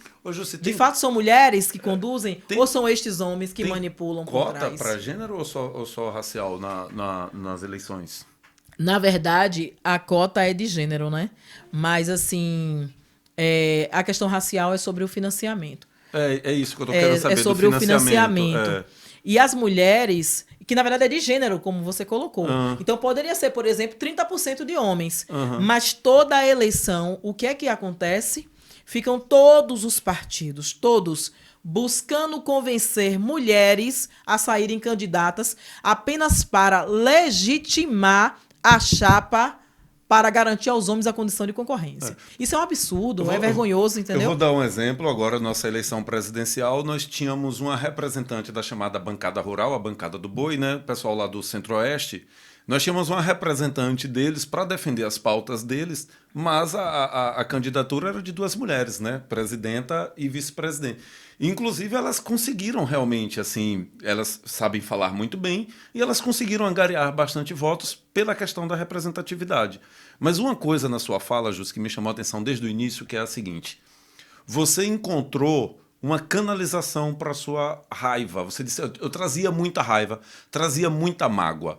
E me parece que esse cenário público de luta, né, pelos seus, pela sua comunidade, me parece que colocou as suas mágoas e a sua raiva no caminho para onde deve ir, não é isso? Exatamente, porque não adianta só você sentir raiva por si só, não vai mudar nada, né? Você se incomodar não vai mudar nada, é preciso fazer alguma coisa com esse incômodo. E é o que eu busco fazer hoje. Mas você trouxe essa leitura da candidatura da bancada do boi, né? E observe como o sistema no nosso país ele se dá. A questão da ocupação dos espaços. Nós temos grandes quadros de mulheres na esquerda, grandes quadros, a Bahia é um exemplo, que nunca tiveram, na verdade, foi oportunidade para terem a visibilidade que estas mulheres do campo conservador estão tendo, inclusive, agora nesse processo eleitoral de 2022. Muito bem Porque colocado. nós trouxemos elas para um campo de visibilidade que nós temos mulheres muito mais comprometidas com a transformação da sociedade. E aqui eu não estou trazendo para o campo e o palco da rivalidade, mas daquilo que a gente defende como princípio. Você entende? São 3 coisas aqui juntas: gênero, raça e luta de classe. Exatamente. Porque estas mulheres, inclusive, elas representam aquilo que o brasileiro quer ver. Porque o brasileiro, a sociedade, ela já mostrou que ela é conservadora, majoritariamente, e que ela é negacionista. Então, é a sociedade que diz que não é racista, mas que a população negra vive da forma que vive, e a população negra é que mais morre, inclusive, pelo braço estatal. Diz que não é homofóbica, mas é o país que mais mata LGBT. Diz que não é machista, mas é o país que mais mata e violenta mulheres, seja violência sexual ou seja violência no ambiente doméstico familiar e nas relações sociais públicas como um todo. Então, nós precisamos avaliar isso.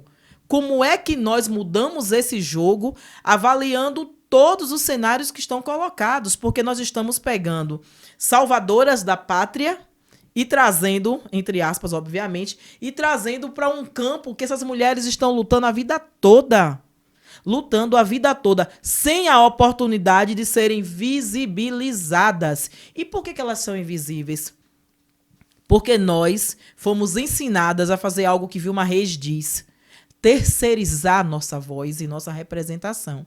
E a gente não topa mais. A gente não quer mais terceirizar nossa voz, nem nossa representação. E dizer isso incomoda muita gente. Até porque mexe com as responsabilidades que também são nossas e dos nossos campos. Por que que as nossas mulheres, excelentes quadros, não estão com o destaque que deveriam ter? Por exemplo, a sucessão do governo do Estado, por que não pode ser uma mulher? E aí, considerando que a Bahia é rica de possibilidades de mulheres, a sucessão presidencial, por que nós tivemos, a única mulher que nós tivemos na presidência, ela sofreu um golpe misógino e sofreu impeachment.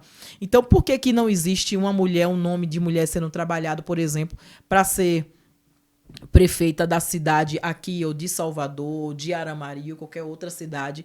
Observe que as mulheres, na maioria das vezes que se levantam, são mulheres bancadas por esse processo, por esse campo de opressão, que utilizam as nossas pautas justamente para poder angariar votos e cooptar pessoas, né? Mas não por compromisso. Gente, nós vamos para o nosso último intervalo. Hoje rendeu, hein? Hoje rendeu. Mas eu já sabia já. Eu disse, quando o justo tem que ser 3 programas para a mulher arretada. Nós vamos para conhecer a nossa agenda cultural desse final de semana, saber o que é que tá rolando de bom aqui na nossa região, para vocês se divertirem. E já a gente volta, tá bom? Deixa ela dançar até se acabar. E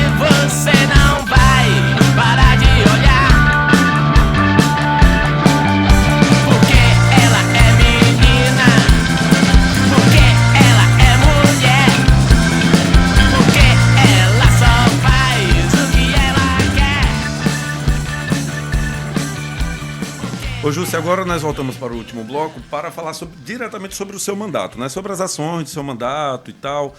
Eu quero começar falando do seu mandato da seguinte forma.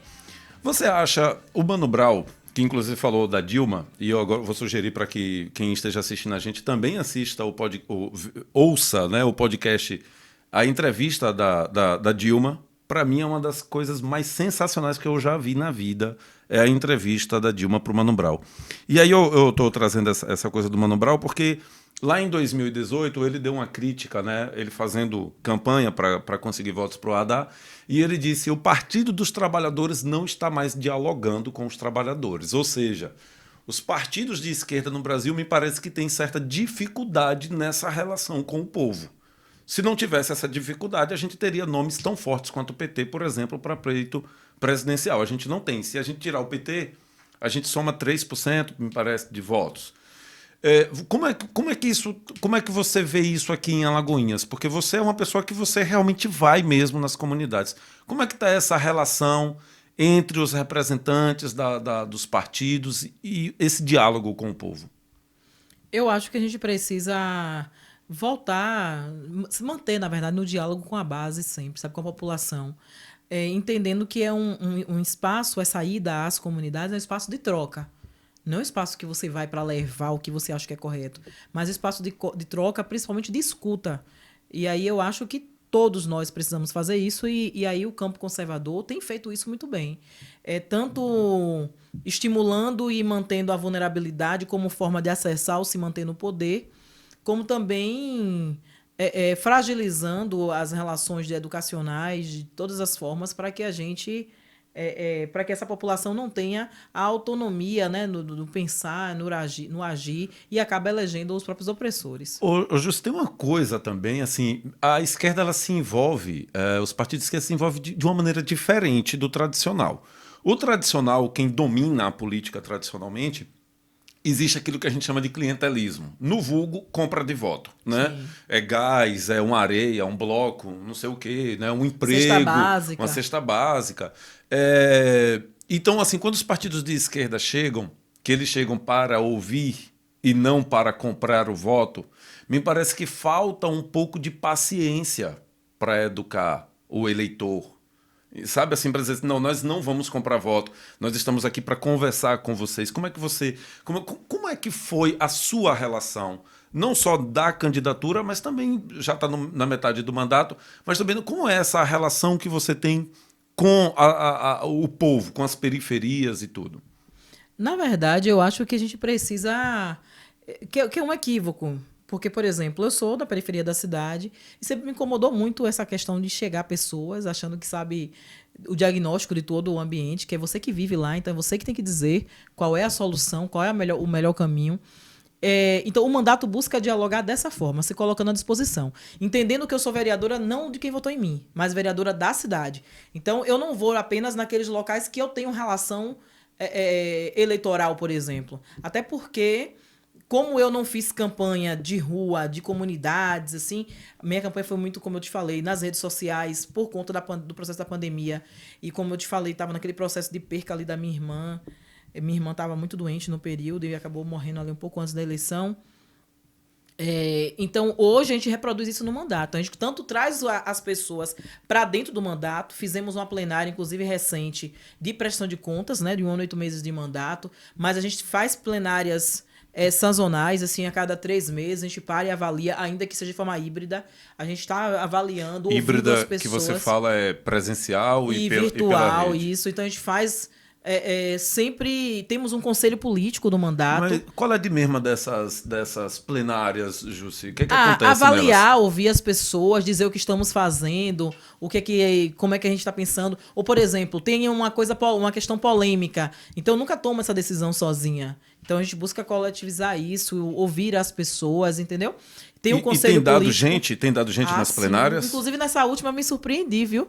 Porque a gente pensava num público de 100, 150 pessoas e tiver 400 pessoas, fiquei me achando, assim, entendeu? É verdade. E as pessoas foram lá para fazer isso, né? Para ouvir, mas para dizer também.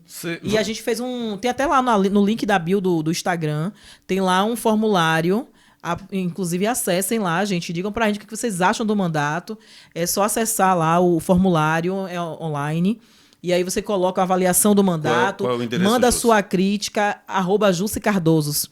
Manda a sua crítica, sua sugestão. E aí a gente vai recebendo, Wagner, muita sugestão, porque nós temos um outro produto que a gente utiliza no... Vou chamar produto? No mandato, que ocupa mandato de lutas. Com essa ocupação, a gente convida pessoas ou instituições, e aí individualmente ou coletivamente, a ocupar o mandato. Nesse momento da ocupação, a gente apresenta o rito do legislativo para essa pessoa ou pessoas. Fizemos muito com escolas também, para trazer a juventude, para compreender que aquela casa é a casa do povo, que aquela casa tem um poder que precisa da participação das pessoas e que é um espaço, sim, que é nosso. Então, a gente apresenta todo o rito legislativo, como é que funciona, desde a aprovação de uma lei, da elaboração, se é ou não prerrogativa do legislativo fazer. E se tiver alguma sugestão de norma a ser criada ou ação, a gente absorve como uma ação do mandato, mas dando o crédito a quem fez a sugestão, pensando justamente em dar visibilidade àquela pessoa ou pessoas que tragam essa sugestão. Fizemos várias ocupações temáticas também, com grupo de homens, com grupo de mulheres, com juventude, com mulheres rurais. Fizemos com juventude, fizemos várias. Fizemos também um diálogo com a população LGBTQIAP+.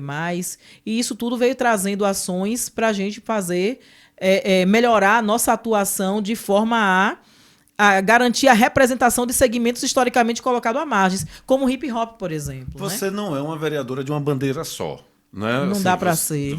Não dá para ser. Aí agora, então, eu vou setorizar aqui para ver se a gente consegue, pelo menos, vislumbrar aqui as principais ações do seu mandato. Vamos começar com leis. Quais leis você votou a favor? Quais leis você propôs dentro da Câmara há dois anos? Nem chegou a fazer 2 anos ainda, né? Nós temos 8 leis aprovadas, 9 leis aprovadas. Temos algumas no campo do direito das mulheres, como a garantia desse debate na escola, da igualdade, né, de gênero. Então, a Lei Maria da Penha nas escolas, que a gente denomina assim, mas a lei traz isso para a gente discutir essa relação de respeito entre homens e mulheres ainda na escola. Nós criamos a lei... Nossa, me deu um branco agora, você acredita? Tá. Nós criamos a capoeira nas escolas, que é algo muito importante, que inclusive estamos discutindo já a implementação para o próximo ano. Aí o espaço lá do CSU, inclusive, é um espaço que estava para ser cedido para a iniciativa privada. A gente fez um diálogo com o governo do estado, fizemos inclusive um grande abaixo-assinado no Jardim Petrolar, e a manutenção desse espaço que vai servir de ação do contraturno das escolas, tempo integral do município, a partir do ano que vem. Então, a capoeira nas escolas Jussi, é uma ação muito importante. O centro social lá no Petrolar, ele seria privatizado à administração?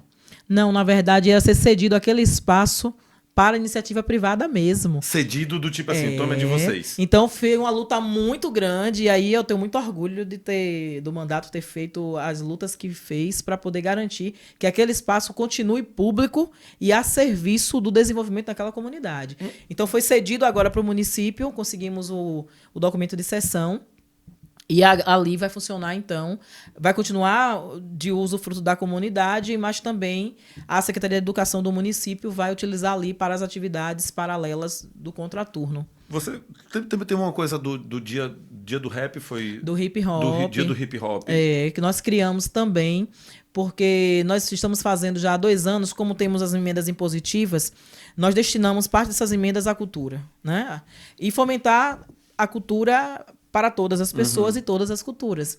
Então, aquilo que sempre está à margem, justamente por ser cultura periférica, cultura negra, como o hip hop, como a própria capoeira, porque quando a gente discute a capoeira nas escolas, além do esporte, que é importante, e do lazer, a gente está discutindo também a Lei 10.639, porque a gente traz o ensino da capoeira para as escolas em conjunto com a formação do observatório da implementação da lei, que foi uma sugestão, inclusive, de Aline Najara, né, para o mandato, na lógica, né, de validar. Deixa eu te falar, né, que lá no mandato nós temos 2 bibliotecas. Uma leva o nome dela, Aline Najara, e a outra biblioteca é Jennifer Geraldini. E essas duas, e dar nome, então tudo pra gente tem um nome, sabe? Cada atividade tem um nome. Que é essa ideia de alternância e de visibilizar os nossos. O ano passado, no Novembro Negro, fizemos a exposição durante todo mês, Adriano Machado. Então levamos para a Câmara artistas negros, como o próprio Adriano, que foi vítima de racismo institucional, como uma forma de reparação, né, institucional, de desagravo, digamos assim. E as obras dele ficaram lá expostas junto com outros artistas negros e negras durante todo o mês lá na Câmara, para a gente provocar o debate. Mesmo o povo dizendo, falando e criticando, a gente está lá fazendo, né? Aquilo que é pauta de esquerda. Olhar tudo, é tudo pauta de esquerda, mas o povo diz ainda que eu não sou. Agora para a gente elencar assim, algumas ações que você considera as principais aí. No campo da cultura, você falou a questão do hip hop, né? Falou da capoeira.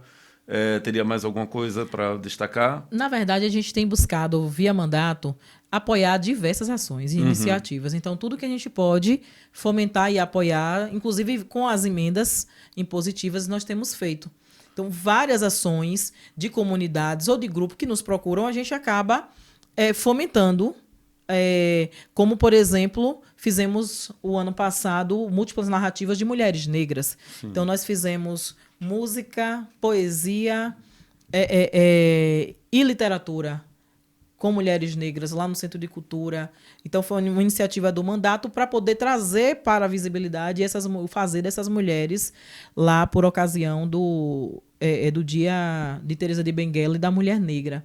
E aí, além disso, na área de esporte também, a gente tem feito várias ações, porque eu acho que a capoeira, por exemplo, é uma das ações nessa área de esportes, mas a gente tem estimulado, incentivado e via emendas impositivas financiado vários eventos na cidade e de comunidade de esporte, né? Tanto futebol como também um evento de jiu-jitsu, por exemplo, que a gente também contribuiu, ou torneios diversos de futebol nas comunidades, tanto rural como urbana, a corrida, estimulando o atletismo.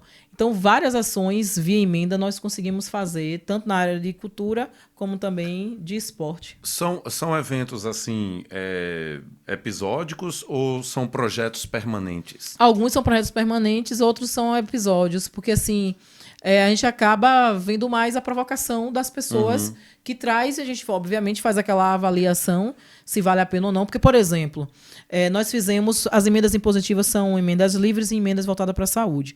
Esse ano, nós fizemos uma destinação das emendas de saúde para tratar de questões específicas da saúde da população LGBTQIAP+. Fizemos também uma lei importante, que é a criação do programa de atendimento às mulheres, a fibromialgia, na verdade, na cidade, que tem homens também que têm fibromialgia. A maioria absoluta são de mulheres, mas é um programa que já está em execução, porque nós também, além da lei, para não ser uma lei, mas uma lei morta, nós fizemos a destinação orçamentária. Então, tem um reumatologista que atende essas mulheres que não tinham nenhum tipo de atendimento, um atendimento interdisciplinar, para poder ajudar elas a superarem esse processo de dor crônica que tem, até porque eu também sou portadora da fibromialgia. Apesar de não legislar em causa própria, mas é legislar em nome de um grupo que sempre foi invisibilizado. Uma outra ação que eu considero muito importante também, e aí é uma lei que é nossa do mandato, que é a saúde da população negra. Então, o Programa Municipal de Atenção Integral à Saúde da População Negra. Então, nós aprovamos a lei. Pela primeira vez, nós temos em Alagoinhas o diagnóstico epidemiológico sobre a questão da população negra. Nós temos isso em dados. Quais são as patologias, quais são os principais agravos à saúde, os dados de morte e mortalidade. Tudo isso nós temos com recorte raça-cor. Nós fizemos, a partir da provocação nossa também, nós criamos o observatório da implementação dessa lei, destinamos também orçamento. Uma outra ação na área de saúde é a questão da alergia alimentar, porque eu não tinha conhecimento do quão é grave essa situação dos alérgicos alimentares, e tem muitas crianças que passam por situação assim, muito difícil no nosso município. Aí um grupo de mães me provocaram, e aí depois disso começamos a elaborar, e já elaboramos inclusive uma segunda legislação sobre isso, que é sobre a separação desses itens nos mercados. mas o programa também de atendimento aos alérgicos alimentares, e a gente está criando agora uma política municipal de segurança alimentar, já a partir dessa provocação sobre os alérgicos. Então, é coisa aí que a gente... Eu percebi. A nossa produção aqui foi fazer um apanhado, disse que não vai dar para... Senão a gente vai ter que falar só do mandato. Tem uma questão com as associações de moradores, né?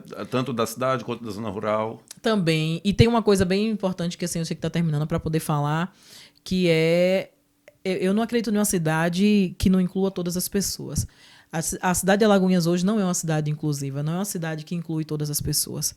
E aí, desde o absurdo que é a falta de planejamento urbano que garanta essa inclusão, então o acesso, o direito à cidade, porque todos os nossos planos estruturantes estão desatualizados, o que é uma vergonha, ou inexiste. Então a cidade cresce de forma desordenada, sem entender e sem compreender essa diversidade e inserir essa diversidade, mas falar da zona rural, do campo em nossa cidade. Apesar da economia, nós estarmos, o maior PIB da economia ser comércios e serviços, a indústria tem uma outra fatia de cerca de 18%, 20%, mas nós não estamos pensando nas cadeias produtivas que estão na zona rural. Aí, dentre essas ações importantes que o mandato tem feito, é buscado resgatar a questão da apicultura, por exemplo, que é um absurdo. Nós já fomos um dos maiores produtores baianos de mel, e hoje esses apicultores estão literalmente morrendo. A apicultura na nossa cidade está morrendo. E isso está interferindo nos dados, inclusive, estaduais e no dado nacional, já que a Alagoinha chegou a processar 300 toneladas de mel, esse ano não vai processar 2. Para você ter ideia de como isso é grave. Então, são muitas famílias que há anos, há décadas, vivem disso e que agora, por uma opção, que a gente precisa atualizar o nosso código ambiental, que é um absurdo, que permite o avanço da monocultura sem pensar na diversidade nativa para garantir a biodiversidade. Então, a florada exótica do eucalipto, que hoje a apicultura depende mais que 80% dessa florada exótica, mudou o clone, infelizmente, acabou interferindo negativamente na apicultura. E além das outras questões, a gente está discutindo também, por exemplo, o SIM, que é o Serviço Municipal de Inspeção. É um absurdo a gente não ter, a gente deixa de ganhar investimentos para poder garantir que os pequenos agricultores, os criadores de caprinos e ovinos, por exemplo, possam vender sua produção, porque a gente não tem certificação municipal. Então, a gente está discutindo também isso, discutindo a elaboração da política municipal de saúde do trabalhador, que a gente não tem no âmbito da prefeitura. Observe os próprios ambientes, eles são insalubres, adoecem os trabalhadores. Enfim, né? Porque eu sei que é muita coisa, se a gente for conversar tudo, Jússi, mas... eu tenho só 3 últimas perguntas para você, que são aquelas perguntas que você responde bem rapidinho, tá? Tá bom. Pra gente encerrar. Mas antes de eu lançar essas 3 perguntas, eu quero dizer para você que você tem aqui pessoas que já mandaram aqui um alô para você, tá? Clarice Carvalho diz que uma mulher no poder é importante, né, contra essa sociedade machista. E aí, parabeniza pela sua experiência. Quem mais aqui manda um abraço para você? Railda Valverde também, que está ressaltando a sua atuação com as escolas, né, a respeito daqui que você já falou, também a respeito da capoeira e tudo. Quem mais aqui, meu Deus, que falou para você? E eu falei de Railda Ícaro Silva também, que mandou aqui uma mensagem para você, perguntou se você vai continuar no PCdoB ou se você ainda vai se candidatar de novo. Responde aqui para ele, diz Jússi. Na verdade, ainda não sei. É a resposta mais honesta que eu posso dar no momento. Ainda não sei, inclusive, sobre ser candidata novamente. Eu preciso amadurecer isso, né? Porque hoje não tenho... A atuação não está focada para a renovação do mandato, e sim de ser um mandato que pensa a política como um instrumento de transformação e que possa estimular outros a virem. Então, eu quero fazer aqui minhas últimas 3 perguntas rapidinhas, né? Aquelas que a gente responde rápido. A primeira é, quais as dificuldades que você enfrenta na vereança? Quer dizer, eu imagino que institucionalmente você não tenha passado por uma atitude racista muito... assim, mas me diz aí, já passou? Já. Aquela coisa também do homem não te dar a fala, né? Que eu esqueci que tem uma expressão em inglês para isso. Mas me diz aí como é que é, então, aí dentro da Câmara. Sobre isso, porque na verdade, como eu disse, eu aprendi a Eu respeito todo mundo e exijo respeito. Então, assim, quando esse respeito não acontece, mas altas tretas, inclusive um vereador me atacou literalmente, né? Assim, que não gosta, né? Enfim, acabou tendo uma confusão por conta disso. Mas, assim, eu acho que a maior dificuldade ainda é essa questão mesmo da falta de compreensão do papel do legislador. Certo. Isso de forma geral, e aí atravessa tudo, atravessa o que racismo, um vereador faz? atravessa também a misoginia, porque a gente observa que muitas críticas são direcionadas a mim, não são direcionadas a homens. E eu estou te falando porque eu fui chefe de gabinete, digamos assim, de um mandato de um parlamentar de esquerda. 3 mandatos. E não me recordo de nada parecido que ele tenha escutado ou passado naquele período. Como é que você avalia o seu mandato? Seu meio mandato, não é? Seu meio mandato.